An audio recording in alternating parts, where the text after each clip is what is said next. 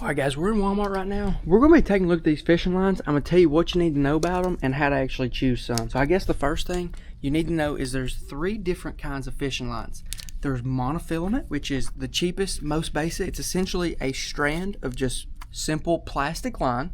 Works really good. There's also braided line, which is a little bit different. It's actually small rope. It is a lot more expensive, but compared to something like monofilament, you get more strength on a lower diameter. The only catch is that it's not invisible underwater. Monofilament actually disappears underwater because it's clear. And the third kind is fluorocarbon. Fluorocarbon's like a more expensive plastic.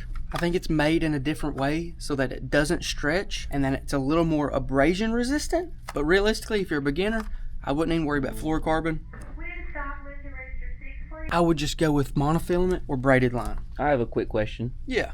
So you see, the lines, they are many different colors. Does the color matter at any fishing? Like going for any fish, or does it just, it is what it is? The reason that lines are different color is pretty much all visual. So most of the monofilament's gonna be clear, but you can see this one's like lime green and this one's dark green. I really don't know what the idea with the moss green is because clear disappears underwater, but we'll say this bright line, that's actually so that the fisherman can watch the line. Because a lot of times when you're fishing, you're watching line, see if it bounces and stuff. Now, whenever we move into braided line, which is like the little rope that doesn't disappear underwater, a lot of it will be moss green. You can see like that right there. That's so that since it doesn't disappear, it has the best chance of disappearing and not being seen in green ponds and water and lakes. Another thing with braid, you might see lime green or yellow. That's so that you can see your line better.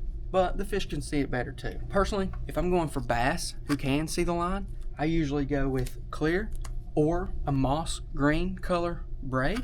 Or if I'm going for something bluegill or catfish, I really don't care that much about your line, I go with something bright, like bright blue, bright yellow, something like that. But now, how do you choose whether you want mono or braid? So mono is a lot cheaper. This exact one is $3 and you get 250 yards. Whereas this braid is $14 and you only get 150 yards. The difference, this doesn't last nearly as long as the braid does, and I think the braid is honestly superior in every single way except being clear. That's just my opinion. I think a lot of people agree though. So let's say you do want braid. You have a little bit more chance of fish seeing it. Besides that, it's better in every way. But you want to pick out the right pound test for what you're fishing for. So let's say you're using something like a bass fishing bait caster. I would go with no less than 30-pound braid, and that's because it's actually thinner diameter than mono. This 30-pound braid is the same diameter as 8-pound mono. And if you get it too thin, it'll actually dig down into the spool and cause bad backlash. So for bait casters, I'd go 30 pounds and up on braid, and I would prefer 30 or 40. That's what I like to use. But whenever you get down into mono, I actually wouldn't go much bigger than 15 because this line is so much thicker. If your line is too big, it can actually cause problems like that. So on a bait caster, I'd average out right around 12 or 15. Now let's switch it up and say you're doing something like a spinning rod. This is a lot different. One like this right here, where it's the open face style and it doesn't have line on it. Then, this is actually really important, I wouldn't really go anything above 8-pound mono, because if you get the line that's too thick, it's too bulky, it just springs off the reel. You definitely don't want to put something big like 15 or 20 on a spinning reel. That could go bad pretty rough. That could be pretty bad. I would really say the perfect sweet spot is 8-pound. And whenever you're talking about braided line, I would say that the sweet spot is right around 15-pound, but you can also go 10-pound.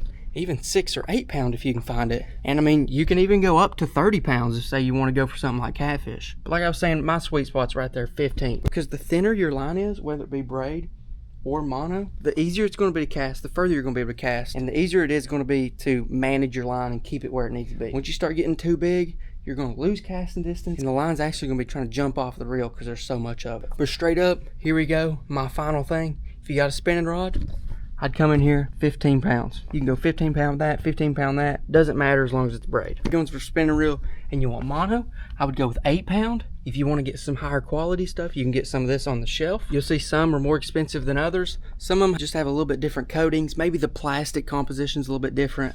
I don't think it's the biggest deal in the world as long as you pick the right pound. Now let's say you're using a bait caster.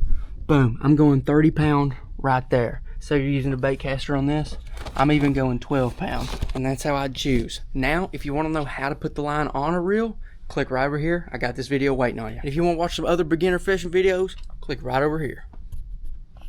No, let's go do this.